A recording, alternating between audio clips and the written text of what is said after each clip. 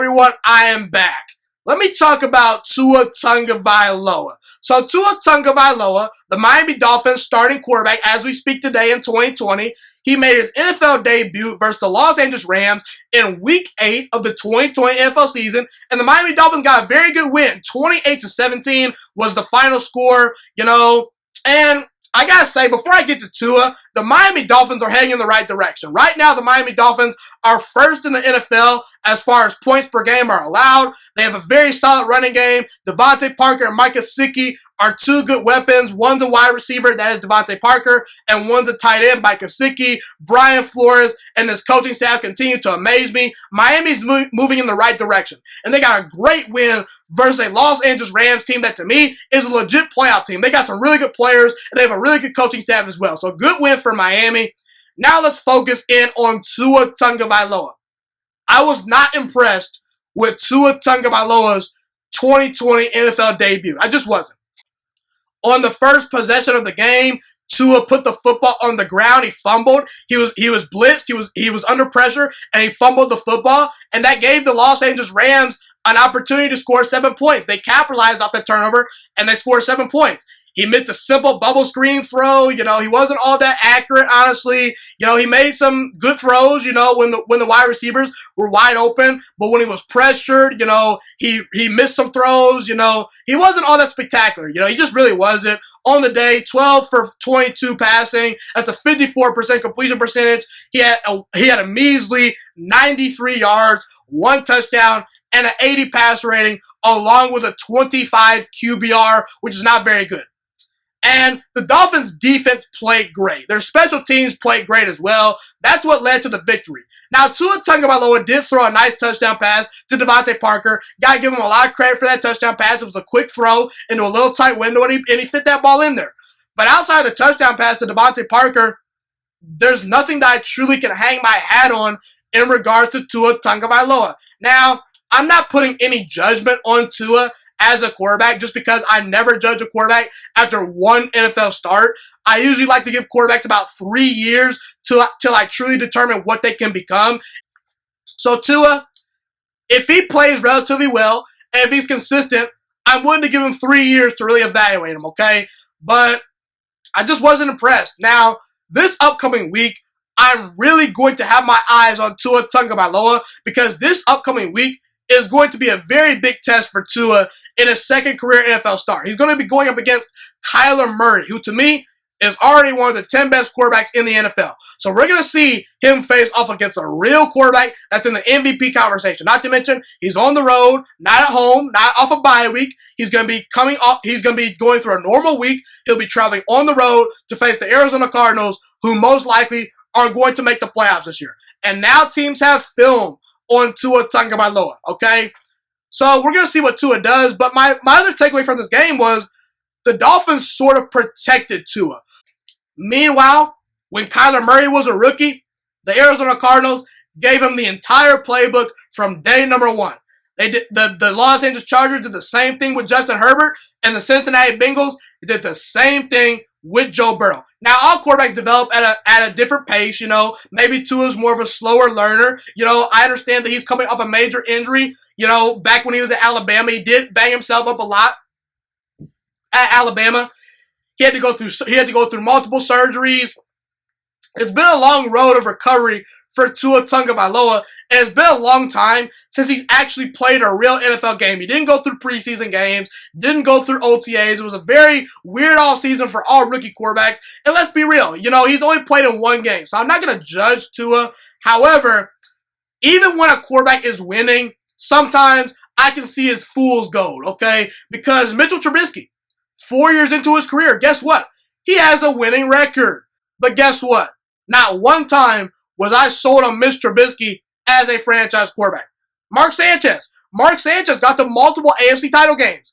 Not one time did I think Mark Sanchez was a long-term franchise quarterback. Case Keenum has gotten to an NFC championship game. But Case Keenum's not a franchise quarterback. You can win games in the NFL as a quarterback if you have a good roster, a good coaching staff, and you have a good supporting cast. You're going to win football games. And Tua, he's probably going to win football games on the Miami Dolphins because Tua really didn't have to do a whole lot in his first ever game in the NFL to go out there and get the win. The defense and the special teams and the coaching staff did all the work. Tua was just put out there and said, "Hey, don't screw things up, kid." But eventually, Tua is going to have to make plays. He's going to have to fit the ball in the tight windows. He's got to go toe-to-toe with Kyler Murray, with Josh Allen, with Cam Newton when he faces the Patriots later in the season, He's got to go toe-to-toe with some of these quarterbacks. And at some point, things are not going to be comfortable for Tua Tagovailoa. And at some point, the NFL is going to get a book on Tua Tagovailoa. And they're going to say, hey, we're going to take this away from Tua because he does that well. And then guess what? Tua, he's going to have to pivot. He's going to have to make the adjustments. And, I never really understood the whole hype behind Tua as a prospect. I just never did. Like I said, in the past, versus Georgia the second time around after he won the national title, the very next year, Georgia got film on him and he did not play good versus Georgia in the SEC title game. Jalen Hurts saved his butt in that game. I looked at the Clemson game in the national title game. It was not great. The Mississippi State tape was not great. When Tua was put on an even playing field in college, it concerned me. And now Tua is going against grown men in the NFL, and he kind of looked small out there. He just looked, I'm not going to say Tua looked overwhelmed, but I see an average arm. I don't see a lot of great physical traits that I can hang my hat on. Even accuracy, that's what Tua is known for. Him being so accurate, he completed 54% of his passes.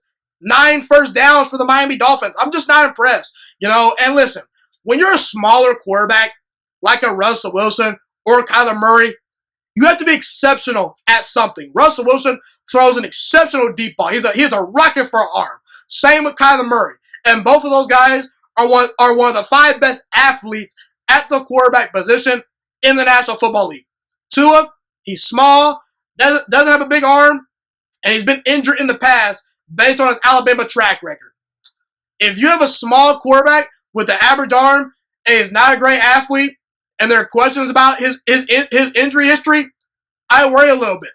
So again, not trying to judge Tua too much right here. I'm just saying I don't see the it factor. The minute I saw Joe Burrow step onto the NFL field, I say, yep, that guy can play at a high level.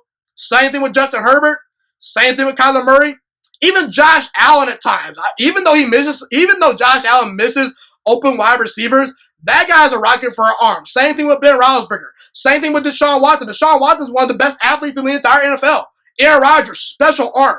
I'm just trying to see what I can hang my hat on in regards to Tua. What does Tua do that's special? Where is the special sauce? Maybe I'm going to see it in his second game in his career versus Arizona. Maybe I'm going to see it next week. Maybe I'm going to see it after that. We shall see. But I will say, here's something to keep your eye on. The Miami Dolphins basically said the reason why we moved on from Ryan Fitzpatrick is because we have the Houston Texans draft pick this year. We have their first round pick. And Houston, they're not a good football team. They'll most likely be picking in the top 5 or top 10. And if the Dolphins have an opportunity to draft a quarterback, if Tua doesn't look the part, they could do that. That is something that has been put on the table for the Miami Dolphins. Not trying to be too hard on Tua. I can't wait to see Tua play versus Kyler Murray and the Cardinals. But as of right now, not quite sold on Tua. And I did have my questions about him coming out of college, and some of those questions might be coming to fruition. Thank you so much for watching this video today. Please also note that the Juiciest Sports Podcast is not just a YouTube channel. It is available on all podcasting platforms, including Spotify, Google Podcasts, iTunes, and Apple Podcasts. Also, if you enjoyed this video, be sure to like, comment, subscribe, and share this content with all your friends. This podcast is my favorite thing in the entire world right now. It is my passion. And I want more people to listen to this podcast. I really want this podcast to grow. Also, a fun fact about me is that I want to go into the sports broadcasting and media world once I graduate from the University of Toledo, a college in Northern Ohio. I am looking to become one of the next great sports broadcasters and analysts out in the world.